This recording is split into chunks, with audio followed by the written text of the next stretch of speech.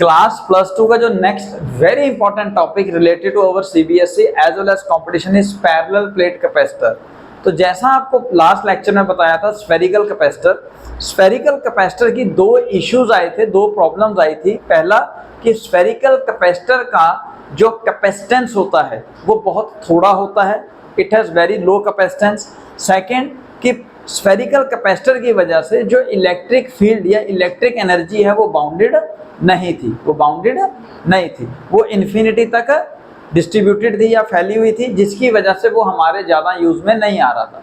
तो उस चीज़ को धीरे धीरे करके साइंटिस्टों ने स्टडी किया और वो अल्टीमेटली स्टडी करके इस कंसेप्ट पे पहुंचे, that is called parallel plate capacitor. So parallel plate capacitor are the capacitors which are made up of two plates of any shape. कम से कम उनके अंदर दो प्लेट्स होनी चाहिए, वो किसी भी शेप की हो, वो रेक्टेंगुलर शेप में हो, वो स्फेरिकल शेप, सर्कुलर शेप में हो, किसी भी शेप में हो। दे हैव सेम एरिया और उनका एरिया जो है वो सेम होना चाहिए, placed at very close distance and parallel to each other. Let's suppose आप दो प्लेट्स लें, सपोज एक प्लेट आपने ये ले ली पुत्र, एक प्लेट इसके सामने आपने सेम एरिया वाली ये रख दी, ठीक है पुत्र। इनिशियल केसेस के अंदर आप सपोज इसको चार्ज प्लस क्यू दे दीजिए, इसको भी चार्ज क्यू दे दीजिए। अब प्लस होगा या माइनस होगा ये आपको अभी थोड़ी देर में पता लग जाएगा, ठीक है। एनी हाउ सपोज आपने दोनों को चार्ज क्यू क्यू दे दिया, ठीक है पुत्र। हालांकि इसकी कंडीशन है दैट, कंडीशन क्या है पुत्र एक और, that the plates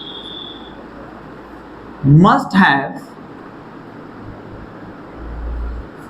equal and opposite charges on inner sides, यानी कि अंदर वाली साइड पे जो चार्ज होगा वो इक्वल और ऑपोजिट होना चाहिए। तो सबसे पहले पुत्र इसका area of cross section A, इसका एरिया ऑफ क्रॉस सेक्शन भी ए। सपोज इसको चार्ज आपने Q1 या Q2 दिया है, हम अभी सपोज कर रहे हैं दोनों को हम सेम चार्ज दे रहे हैं, लेकिन ऑपोजिट नेचर का होगा।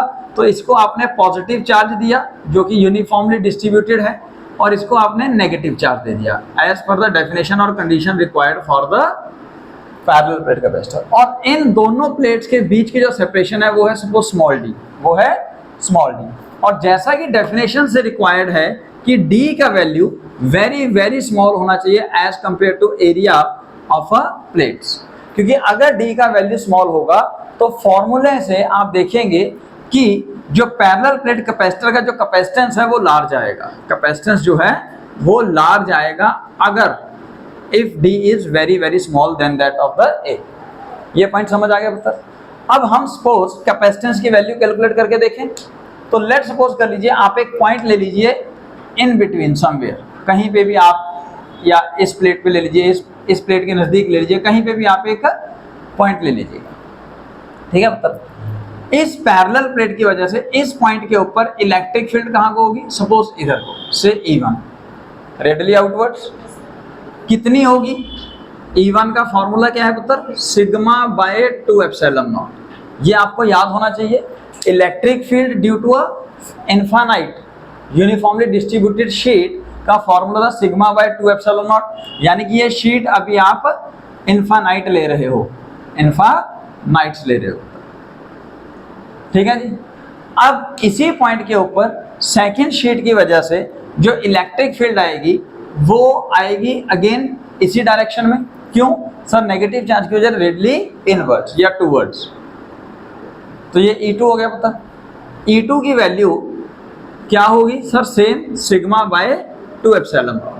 तो यानी कि in between the two plates आप कहीं पे भी अगर पॉइंट रखेंगे तो इलेक्ट्रिक फील्ड की वैल्यू सेम रहने वाली है, कहीं पे भी डायमेंशन के ऊपर डिपेंड नहीं करता। डिपेंड किस पे करता है, चार्ज पर यूनिट एरिया पे। तो क्या हम इसको ऐसे लिख लें, charge upon 2 into a into epsilon not, charge पर यूनिट एरिया। सिग्मा का formula, sigma is surface charge density. तो पुत्र यहाँ पे चार्ज माइनस ले प्लस ले, आप माइनस लें चाहे प्लस लें आपकी मर्जी है, लेकिन हम अभी माइनस प्लस नहीं ले रहे हैं क्योंकि हमने यहाँ पे डायरेक्शन तो इलेक्ट्रिक फील्ड की माइनस और प्लस के हिसाब से फाइंड की है। तो माइनस चार्ज की वजह से रेडिली इनवर्ट, प्लस चार्ज की वजह से रेडिली आउटवर्ड। तो दोनों इलेक्ट्रिक फील्ड सेम डायरेक्शन में है। तो यानी कि आप क्या लिख सकते हैं यहाँ पे, ई नेट कितना होगा पुत्र, e net is equal to E1 plus E2। Can I rewrite sigma by 2 epsilon not plus sigma by 2 epsilon not, कितना आएगा पुत्र, सिग्मा बाय एप्सिलॉन नॉट। क्या इसको हम ऐसे लिख सकते हैं, charge upon area into epsilon not. ये आया आपका electric field net in between the two parallel plates of the capacitor. तो यानी कि इलेक्ट्रिक फील्ड इसके बीच में कुछ इस डायरेक्शन में ऐसे होगी, ऐसे होगी पुत्र।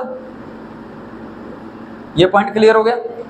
अब अगर आपके पास इलेक्ट्रिक फील्ड आ गई तो इसके बीच में पोटेंशियल कितना डेवलप होगा। अब आपको याद होगा delta V, delta we is the formula for potential difference.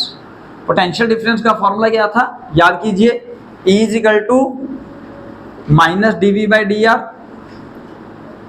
तो dV का फॉर्मूला क्या हो जाएगा, माइनस E डॉट dr।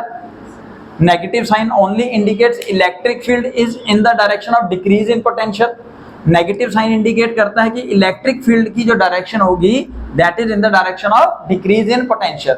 तो यानी कि अगर आपको सिर्फ यहाँ पे पोटेंशियल का मैग्नीट्यूड लेना है तो E डॉट dr लिख सकते हो आप इसको डायरेक्टली, ठीक है मतलब। तो यही कंसेप्ट हम यहाँ पे यूज करें तो डेल्टा वी कितना आ जाएगा यहाँ पे, इलेक्ट्रिक फील्ड कितनी है, E नेट इनटू dr की जगह अब हम इन दोनों के बीच का सेपरेशन लेंगे क्योंकि इलेक्ट्रिक फील्ड इन दोनों के बीच में ही है। तो यहाँ पे प्लेस करते हैं स्मॉल d। तो ये कितना आ जाएगा पुत्र, Q upon A epsilon not into small d। Clear हो गया। अच्छा, हमने कैलकुलेट क्या करना है, कैपेसिटेंस कैलकुलेट करना था, कैपेसिटेंस। तो कैपेसिटेंस का फॉर्मूला आपको याद है, C is equal to Q by V। तो आप वैल्यू पुट कीजिए, Q ये रहा total charge on any of the sheet, और डेल्टा V की वैल्यू है Q upon A into epsilon not into D पुत्र। Q से Q कट गया, A एप्सिलॉन नॉट ऊपर चला गया, तो C का वैल्यू आ गया A epsilon naught upon D, या epsilon not into A by D। So from here again you can see this is the capacitance between the parallel plate capacitors, और the value of a capacitance जो एक constant term है, जो एक constant term है which depend upon the area of the parallel plates or area of the sheet used, depend upon the difference between the two plates and epsilon naught, यानी कि medium. तो यही आपको पहले भी बताया था कि कैपेसिटेंस जो है वो चार्ज और पोटेंशियल पे डिपेंड नहीं करता। कैपेसिटेंस डिपेंड करता है dimensions of the capacitor as well as the medium of the nature of the medium पे, नेचर ऑफ द मीडियम। तो ये कंसेप्ट क्लियर हो गया पुत्र। यही स्फेरिकल कैपेसिटर में भी आपने कंसेप्ट फाइंड आउट किया था, वहां पे आपका फॉर्मूला आया था 4 pi epsilon not into r। तो ये है आपके पास main formula for parallel plate capacitors. तो पुत्र now we have to find out the energy stored in the parallel plate capacitor. जैसा मैंने आपको बताया था, चाहे कैपेसिटर किसी भी शेप का हो, एनर्जी का फॉर्मूला या एनर्जी का कंसेप्ट सेम रहेगा। फॉर्मूला क्या था, Q स्क्वायर बाय 2C, या हाफ CV स्क्वायर या हाफ Q इंटू E। वही हम यहाँ डिराइव करेंगे पुत्र फॉर पैरेलल प्लेट कैपेसिटर। देखिए अब पैरेलल प्लेट कैपेसिटर्स के अंदर आपने जो दो प्लेट्स रखी हैं, सपोज प्लेट 1 और प्लेट 2, जिनका area of cross section same है, बीच में सेपरेशन रखा है D। अब इसके ऊपर पॉजिटिव चार्ज देना है, इसके ऊपर नेगेटिव चार्ज देना है। इसको आप समझ सकते हो ऐसे, लेट सपोज आपने एक सेल या बैटरी लगाई। सेल या बैटरी जो है ये इलेक्ट्रॉन प्रोवाइड नहीं करती, ये मेंटेन करती है फ्लो ऑफ इलेक्ट्रॉन्स को। तो वो यहाँ से इलेक्ट्रॉन को अट्रैक्ट करेगा, अपने पास लेके आएगा, जिसकी वजह से इसके ऊपर पॉजिटिव चार्ज आ जाएगा, और ये इलेक्ट्रॉन्स को, इसके इलेक्ट्रॉन्स को यहाँ से पाथ प्रोवाइड कराएगा और रिपेल करके यहाँ तक पहुंचा देगा, इसके ऊपर नेगेटिव चार्ज आ जाएगा। ये एक्चुअल प्रोसेस होता है। बट इसको समझने के लिए आप सपोज कीजिए यहाँ से आपने कुछ चार्ज निकाला, यहाँ से कुछ पॉजिटिव चार्ज निकाला और इसको दे दिया।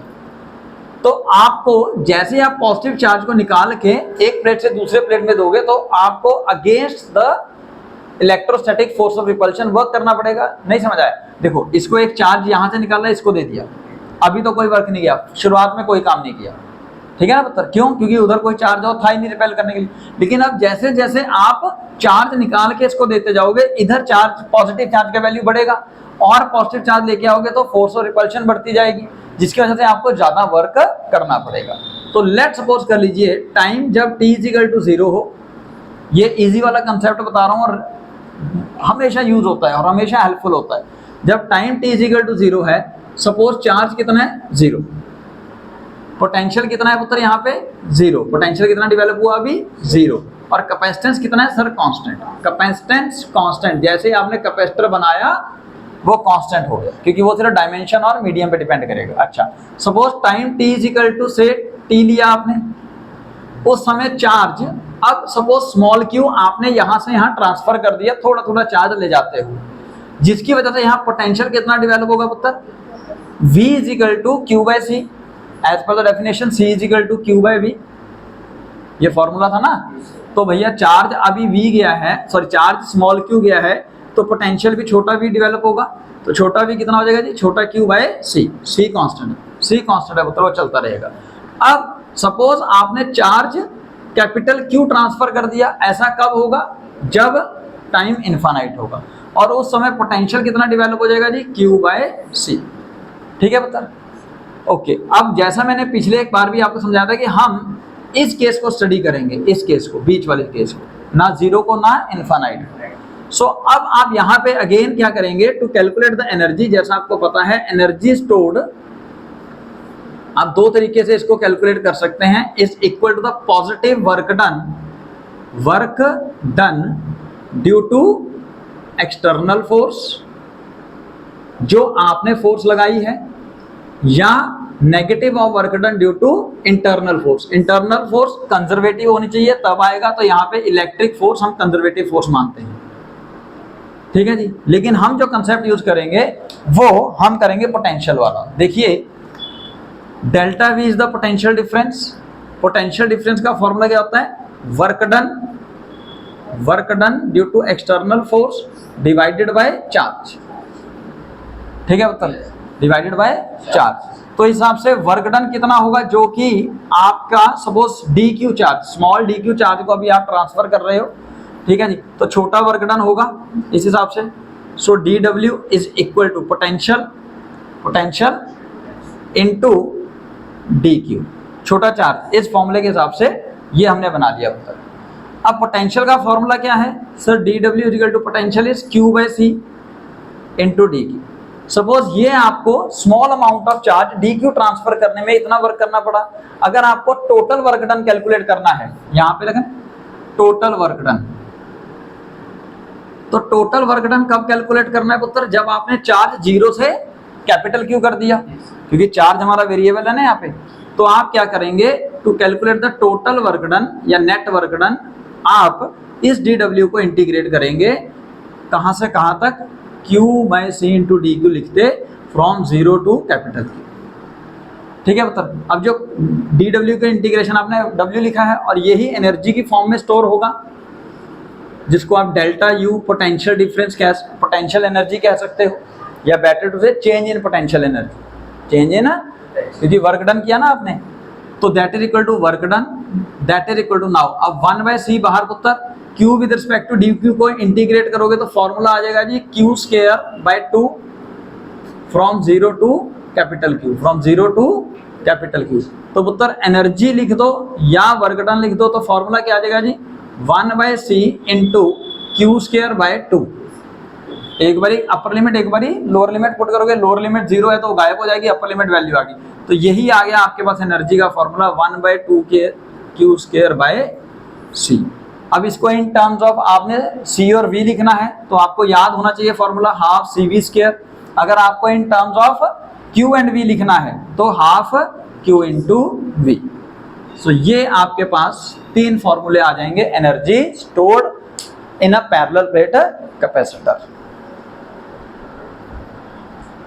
तो पुत्र now we have to calculate the force acting between the parallel plate capacitors, या better to say force acting on a one plate due to another plate of the capacitor. तो हम देखते हैं कि क्या ये प्लेट्स यहां पे पड़ी रहेंगी, ठीक है ना, रिपेल करेंगी, अट्रैक्ट करेंगी, तो क्या होगा, कितनी फोर्स लगेगी, और वो फोर्स कांस्टेंट लगेगी या वेरी करेगी, हमने वो चीज देखनी है पुत्र। अच्छा, अब आप सपोज एक प्लेट लीजिए जिसको आपने सरफेस चार्ज डेंसिटी दे दी प्लस सिग्मा, यानी कि आपने चार्ज पॉजिटिव दे दिया, दूसरी प्लेट को आपने नेगेटिव चार्ज दे दिया और दोनों के बीच में सेपरेशन रखा डी, एरिया है ए, एरिया ऑफ क्रॉस सेक्शन है दोनों का ए।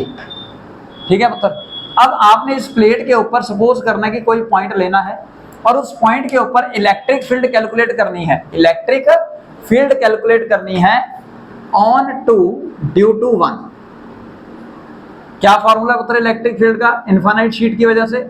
Sir sigma upon 2 epsilon not, sigma by 2 epsilon not. ये क्लियर है पुत्र। अब अगर यहाँ पे सपोज कर रहे हैं हम कि नेगेटिव चार्ज यहाँ पड़ा है, सपोज कर रहे हैं हम यहाँ पे टोटल चार्ज अभी कंसंट्रेट है, तो अगर यहाँ पे नेगेटिव चार्ज पड़ा है उसके ऊपर इलेक्ट्रिक फील्ड लग रही है आउटवर्ड, तो इसके ऊपर फोर्स भी लग रही होगी। फोर्स किस डायरेक्शन में लगती है नेगेटिव चार्ज के ऊपर? Opposite to the direction of electric field. Positive charge में सेम डायरेक्शन में, नेगेटिव चार्ज में ऑपोजिट डायरेक्शन में। तो भैया ऐसे लग रही होगी फोर्स इसके ऊपर, तो फोर्स ऑन 2 ड्यू टू 1। सही है गलत है? तो कैलकुलेट करें फोर्स ऑन 2 ड्यू टू 1। क्या फॉर्मूला आएगा पुत्र? इलेक्ट्रिक फील्ड का फॉर्मूला याद है आपको? Force experienced by test charge. तो फोर्स कितनी होगी पुत्र? बोलो। F equal to E into q. E कितना है आपके पास? Sigma by 2 epsilon not. और चार्ज कितना दिया हुआ है आपने? Q। तो आप यहां से लिख सकते हो sigma upon 2 epsilon not into charge Q। ठीक है पुत्र। अब सिग्मा का फॉर्मूला क्या होता है? सर चार्ज पर यूनिट एरिया। तो क्या मैं लिख दूं force on 2 due to 1 which is equal to Q upon 2A into epsilon not into A है Q। तो इसको हम लिख दें Q square upon 2 epsilon not into A। So this is the force experienced by the second plate due to first plate, जो कि same होगी force on 1 due to 2 but in opposite direction. अब मैं वेक्टर हटा रहा हूं, direction यहाँ पे ये इधर को लगेगा पुत्र, क्योंकि इसकी वजह से इलेक्ट्रिक फील्ड रेडियली इन्वर्ट होगी और जिस डायरेक्शन में इलेक्ट्रिक फील्ड लगेगी उसी डायरेक्शन में फोर्स भी लगेगी। ठीक है पुत्र। यानी कि दोनों एक दूसरे को क्या कर रही हैं? अट्रैक्ट कर रही हैं। तो वो कितनी होगी? Same formula Q square upon 2 epsilon not into A। So these two forces are constant, अब आप ध्यान से देखिए, क्या फोर्स एप्सिलॉन नॉट और एरिया पे डिपेंड कर रही है? जो आपने नेट चार्ज दिया उस पे डिपेंड कर रही है? किसी और फैक्टर पे डिपेंड करती है? नहीं। यानी कि ये सारा कांस्टेंट टर्म्स है। So the force between two oppositely charge plates of the capacitor will be attractive in nature. तो हम यहां लिख दें अट्रैक्टिव फोर्स। समझ आ गया पुत्र? ये बहुत ही इंपॉर्टेंट कंसेप्ट है पुत्र। इसके बेस से क्वेश्चन बनता है। लेट्स सपोज आपने इन्हीं दो प्लेट्स में से एक प्लेट को फिक्स कर दिया, प्लेट 1 को, प्लेट 2 को अगेंस्ट द अट्रैक्टिव फोर्स आप खींच के पीछे लेके गए अप टू द डिस्टेंस से 2d। आपसे कहा एक plate 1 is fixed and plate 2 is placed at a distance 2d। Now what is the amount of work done? इसको कैलकुलेट करने का सबसे इजी मेथड यहीं पे अवेलेबल है। As you all know, against the force आपको एक और फोर्स अप्लाई करनी पड़ेगी जिसकी वजह से आप बॉडी को डिस्प्लेस कर सकोगे अप टू डिस्टेंस 2d। और वो फोर्स कौन सी है? अंदर को अट्रैक्टिव फोर्स ये है ना। इसके अगेंस्ट फोर्स लगानी पड़ेगी, इससे थोड़ी सी ज्यादा लगानी पड़ेगी ताकि बॉडी मूव कर जाए। तो यानी कि जो आपकी रिक्वायर्ड एक्सटर्नल फोर्स है वो कितनी होगी? फोर्स ऑन 2 ड्यू टू 1 के लगभग बराबर। यानी कि मैं डायरेक्ट लिख दूं Q square upon 2 epsilon not into A पुत्र। लिख सकते हैं हम। ये रिक्वायर्ड फोर्स है ना आपको लेके जाने के लिए। और डिस्टेंस कितना मूव करना है ध्यान से देखिएगा, कितना डिस्प्लेसमेंट होगा, क्योंकि आप निकाल रहे हो वर्क डन। डिस्प्लेसमेंट कितना होगा sir? 2d minus D equal to D. ये पॉइंट सबसे ज्यादा इंपॉर्टेंट है पुत्र। आपने डिस्प्लेसमेंट d से 2d किया है, तो यानी कि बॉडी को डिस्प्लेस करके आप सिर्फ d ही डिस्टेंस तो मूव करके लेके गए हो ना। अब वर्क डन का formula sir F dot S. हम भी फोर्स बाहर को लगा रहे हैं, डिस्प्लेसमेंट भी उधर हो रहा है, तो थीटा 0 cos 0 1, तो वो मैं शॉर्टकट मार रहा हूं, फोर्स इंटू डिस्प्लेसमेंट। फोर्स कितना है sir? Q square upon 2 epsilon not into A और डिस्प्लेसमेंट कितना है D। So this is the net amount of work done. इसको आप किसी भी मेथड से करेंगे सेम वैल्यू आएगी। ये सबसे इजीएस्ट मेथड है। उत्तर क्वेश्चन है now if the plates have different charges, आपने दो प्लेट्स को चार्ज Q1 और Q2 अलग अलग दे दिया, are they still behave as a capacitor, क्या वो अभी भी कैपेसिटर की तरह बिहेव करेंगे दोनों प्लेट्स? आपको याद रखना है कि कैपेसिटर की ये तीन कंडीशंस थी। पहला, separation between the two plate should be very very small, यानी कि डी की वैल्यू ए के मुकाबले बहुत कम होनी चाहिए। दूसरा, एरिया जो है वो दोनों प्लेट्स का सेम हो। तीसरी कंडीशन थी इनर सरफेस पे चार्ज जो है वो इक्वल और ऑपोजिट हो। तो यहाँ पे पहली दो कंडीशन को आपने नहीं छेड़ा। तीसरी कंडीशन अगर हम फुलफिल करवा के दिखा दें तो शायद ये कैपेसिटर की तरह बिहेव करेगा, यानी कि जो चार्ज गिवन है वो चार्ज हम कह सकते हैं रीडिस्ट्रीब्यूट होगा, रीडिस्ट्रीब्यूशन ऑफ चार्ज होगा। फिर इसका मतलब होगा नहीं होगा पुत्र? तभी तो हम चार्ज अंदर बाहर का निकाल पाएंगे, प्लेट के इधर वाली साइड, प्लेट के उधर वाली side. Let's suppose plate conductor की बनी हुई है, लेट्स सपोज क्या कंडक्टर की बनी है, हम ऐसी सी प्लेट ले लें, ये एक प्लेट है हमारी। अब प्लेट का एक इधर वाला साइड है, एक इधर वाला साइड है पुत्र। आप चार्ज कैलकुलेट कीजिए दोनों साइड पे, दोनों प्लेट्स का, फिर शायद हमारी बात बन जाए। तो यानी कि रीडिस्ट्रीब्यूशन ऑफ चार्ज हमें फाइंड आउट करना है। और आपको पहले ही बताया था अगर रीडिस्ट्रीब्यूशन ऑफ चार्ज वाला कंसेप्ट यूज करना है तब आप नेट इलेक्ट्रिक फील्ड की वैल्यू फाइंड करेंगे। ओके, अब आपके पास ये प्लेट है पुत्र, इस प्लेट की कुछ ना कुछ थिकनेस तो होगी, चाहे पतली सी हो, कुछ ना कुछ तो होगी। तो ये प्लेट एक कंडक्टर है और इस कंडक्टर के अंदर यहाँ कहीं अंदर जो है वो इलेक्ट्रिक फील्ड कितनी होगी? 0, क्योंकि सर अंदर तो चार्ज होता ही नहीं है, पोटेंशियल कांस्टेंट होता है, याद है ना पुत्र? तो अंदर चार्ज 0, तो चार्ज जो भी होगा वो इधर या इस प्लेट पे होगा। अंदर चार्ज 0 तो इलेक्ट्रिक फील्ड भी 0। तो हम इस कंसेप्ट को यूज करेंगे। अब पुत्र आप क्या कीजिए, सपोज उन दो पॉइंट्स को ए और बी को inside the plate 1 and B ले लीजिए। तो पॉइंट ए और बी पे इलेक्ट्रिक फील्ड कितनी होनी है? 0। नेट इलेक्ट्रिक फील्ड कितनी होनी है? 0। अच्छा, और सपोज Q1, कैपिटल Q1 में से स्मॉल Q1 चार्ज अंदर वाली साइड आ गया, तो सर बाहर वाली साइड कितना गया होगा? Q1 minus small Q1। Same concept हम ऐसा करते हैं, Q2 को भी अंदर वाली सरफेस पे Q2 चार्ज देते हैं, छोटा Q2, तो बाहर कितना रह जाएगा पुत्र? Q2 minus small Q2। Clear हो गया? अच्छा जी, अब इस पॉइंट ए पे इलेक्ट्रिक फील्ड किस किस डायरेक्शन में होगी आप वो देख लीजिए। इलेक्ट्रिक फील्ड किस किस डायरेक्शन में होगी वो आप फाइंड आउट कीजिए। देखो, इसकी वजह से इलेक्ट्रिक फील्ड इधर को, देखो ना ऐसे लगा लो, ये चार्ज है कितना है? Q1 minus Q1। इसकी वजह से इस पॉइंट पे इलेक्ट्रिक फील्ड निकाल रहे हो, ये पॉइंट ए है पुत्र आपका, इसकी वजह से रेडियली आउटवर्ड्स। ये Q1 इधर पड़ा है छोटू, इसकी वजह से इलेक्ट्रिक फील्ड इधर को होगी, ठीक है जी। Q2 पड़ा है इसके बगल में ही साइड में, इसकी वजह से भी इधर को, क्योंकि अभी हमने चार्ज सेपरेट नहीं किया, हमें नहीं पता कि नेचर पॉजिटिव है नेगेटिव है क्या है, हमें नहीं पता, हम इलेक्ट्रिक फील्ड की कंसेप्ट उठा रहे हैं। Q1 माइनस Q2 भी कहीं कोई यहीं पे पड़ा है, Q2 माइनस Q2, इसकी वजह से भी इलेक्ट्रिक फील्ड इधर।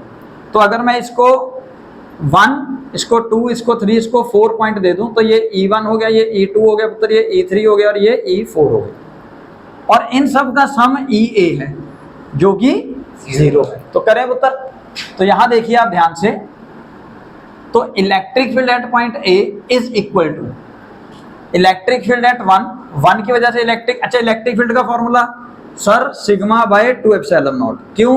शीट की वजह से निकाल रहे हैं, यहाँ पे तो पॉइंट चार्ज हमने जस्ट एज्यूम किए हैं, वो असलियत में शीट है, ठीक है, जिसका फॉर्मूला क्या होगा? सिग्मा का वहां वैल्यू लिखेंगे पुत्र।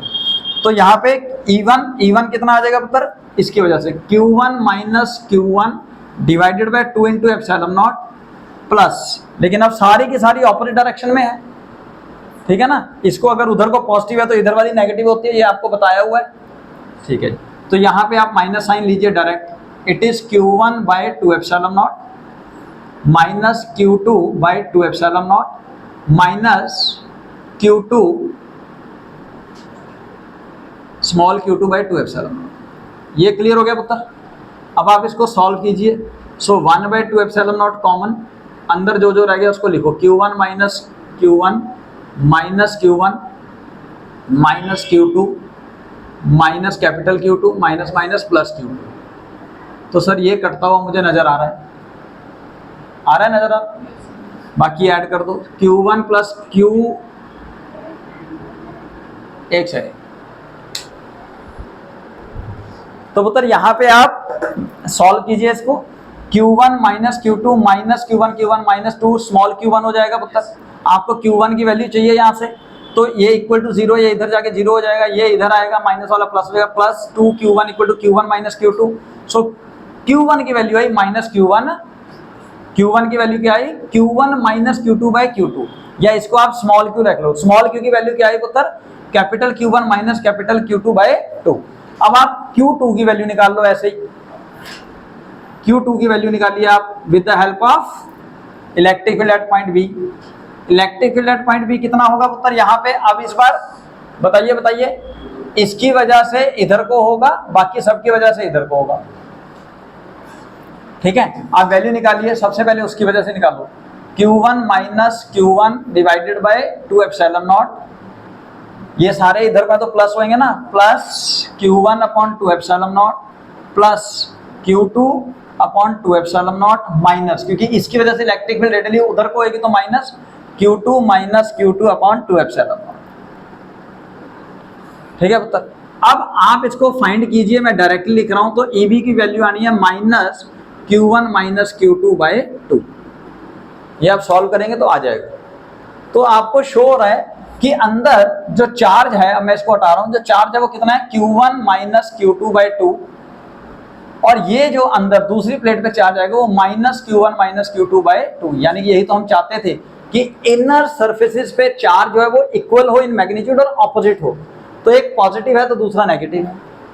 अगर आपको चार्ज आउटर निकालना है तो आप ये माइनस करके निकाल लीजिए, तो अब चार्ज आउटर आएगा, आउटर चार्ज ये Q2 आया है। ठीक है जी, आउटर सरफेस पे जो चार्ज आएगा पुत्र वो आएगा आपका Q1 प्लस Q2 बाई 2, दोनों तरफ। यानी कि हम ये कह सकते हैं कि अगर आपका, अब ये रब कर दूं एक बार बाकी सारी चीजें कंफ्यूजन के लिए हटाने के लिए, कि अगर हम ये कहें कि अगर आपके पास ये पैरेलल प्लेट कैपेसिटर है या पैरेलल प्लेट्स हैं जिनको चार्ज आपने Q1 और Q2 दिया था, सही है गलत है, तो उनको अंदर रीडिस्ट्रीब्यूशन ऑफ चार्ज हुआ, जिसकी वजह से अंदर चार्ज कितना आ गया पुत्र, इस प्लेट पे Q1 माइनस Q2 बाई 2, यानी कि दोनों चार्जेस का डिफरेंस डिवाइडेड बाई 2, और यहां कितना आएगा minus Q1 minus Q2 by 2 bracket में, यानी कि मैग्नीट्यूड सेम ऑपोजिट नेचर में चार्ज। इस सरफेस पे, आउटर सरफेस पे जो चार्ज होगा वो कितना होगा, Q1 प्लस Q2 बाई 2। ये आप डायरेक्टली भी याद कीजिए, अदरवाइज आप सिंपली कैलकुलेट कर सकते हैं बाय यूजिंग फॉर्मूला। आपके पास स्मॉल Q1 आ गया, स्मॉल Q2 आ गया, तो वैल्यू निकाल लो। ठीक है ना, इधर कितना चार्ज था, Q2 माइनस स्मॉल Q2 की वैल्यू पुत्र वैल्यू पुट करोगे तो आंसर ही आएगा Q1 plus Q2 by 2। So this is very important concept जो आपको यूज करते हैं for redistribution of the charges. एक बार दोबारा थोड़ा सा, कि आपने electric field inside the conductor zero मानी, क्या जीरो होती है, और उस कंसेप्ट के बेस पे आपने इलेक्ट्रिक फील्ड का फॉर्मूला लगाया sigma by 2 epsilon not by using a infinite plane sheets. ठीक है पुत्र, तो अंदर जो पॉइंट है, सपोज पॉइंट ए और पॉइंट बी, ऐसे इसको 3D में ले लिया, यहां पे है पॉइंट ए। ठीक है पुत्र, इस पॉइंट ए के ऊपर इधर वाली प्लेट की वजह से भी इलेक्ट्रिक फील्ड है, इधर वाली प्लेट की वजह से भी है, और दूसरी आपने प्लेट रखी है उसके भी तो दो प्लेट्स हैं, उसके भी तो दो एरिया हैं, तो सर इधर वाले की वजह से, इधर वाले की वजह से भी इलेक्ट्रिक फील्ड होगी। वो मैंने आपको थोड़ा सा हिंट दिया था कि अगर इलेक्ट्रिक फील्ड इस डायरेक्शन में है तो नेगेटिव, इस डायरेक्शन में है तो पॉजिटिव। ठीक है पुत्र, तो वो मैंने कंसेप्ट उठाया यहाँ से, E1 minus E2 minus E3 minus E4 equal to EA, तो EA की नेट वैल्यू कितनी है 0। आगे इसको कैलकुलेशन किया तो आप ये याद कर लीजिए कि जो भी चार्ज आप टोटल डिस्ट्रीब्यूट करोगे, सपोज इसको आप 10 कूलम दो, इसको 6 कूलम दो, लेट सपोज, तो उधर रीडिस्ट्रीब्यूट हो गया, कितना होगा, देखिए 10 प्लस 6 बाई 2 8, यानी कि बाहर 8 कूलम जाएगा, दोनों में 8 कूलम जाएगा। अंदर देखें कितना होगा, अंदर देखें Q1 minus Q2 10 minus 6 divided by 2, 4 divided by 2। तो क्या ये वैल्यू वैलिड भी है, देख लो, 8 प्लस 2 10 नेट चार्ज। इधर का भी देखें पुत्र, प्लस 6 दिया ना, इधर देखें Q1 माइनस Q2 यानी कि 10 माइनस 6 डिवाइडेड बाई 2, 4 हो गया, 4 डिवाइड बाई 2 2 हो गया विद नेगेटिव साइन, तो यहाँ पे -2 आ गया। तो 8 - 2 6 बिल्कुल सही वैल्यूज है, बिल्कुल सही वैल्यूज हैं रीडिस्ट्रीब्यूशन ऑफ चार्ज। समझ आ गया? Very good.